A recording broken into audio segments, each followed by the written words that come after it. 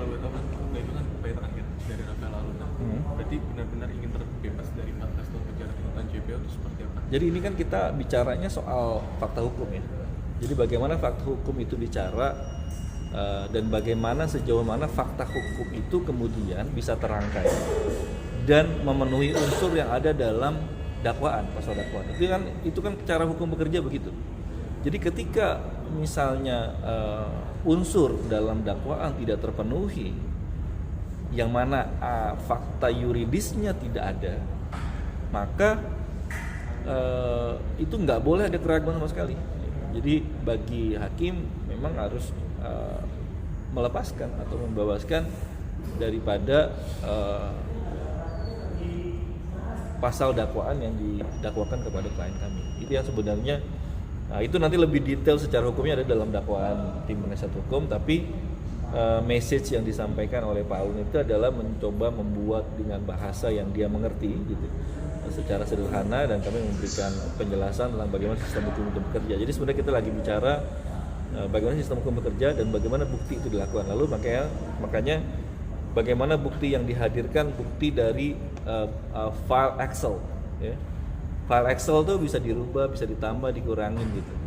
Nah, tapi bagaimana kemudian itu jadi kalau namanya hitung-hitungan secara counting tuh jadi in sama out-nya tuh masih harus jelas. Nah, tapi yang dilakukan oleh KPK ini coba menggabungkan itu semuanya tanpa memikirkan in and out ya.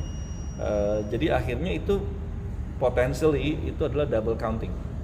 Dan itu kita temukan double counting dari beberapa tempat. Nah, itu akhirnya perhitungan itu menjadi salah.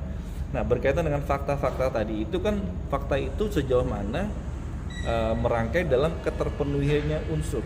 Nah, ini yang nanti kita lihat bahwa ternyata unsurnya tidak terpenuhi. Jadi kalau satu unsur saja tidak terpenuhi, maka dakwaan harus dinyatakan tidak terbukti. Kalau dakwaan tidak terbukti, maka itu harus dibebaskan. Kalau memang itu ada kesalahan dan memang di dalam dakwaan sebelumnya itu ada terkait dengan administrasi berkaitan dengan pajak, maka itu terhadap hal tersebut harus dilepaskan, sehingga itu kemudian diselesaikan melalui mekanisme pajak, yaitu dalam bentuk perubahan perbaikan SPT, yang mana SPT itu berlaku dalam 3 tahun terakhir yang bisa dilakukan penuntutan berkaitan dengan pajak. Jadi kita bicara sistem hukum kita jadi nggak bisa sembarangan lalu main orang di bawah aja. Nah, itu namanya draconian ya. Jadi hentikan perilaku draconian yang kemudian ini membuat sistem hukum tidak bekerja dengan cara yang seharusnya bekerja dengan baik.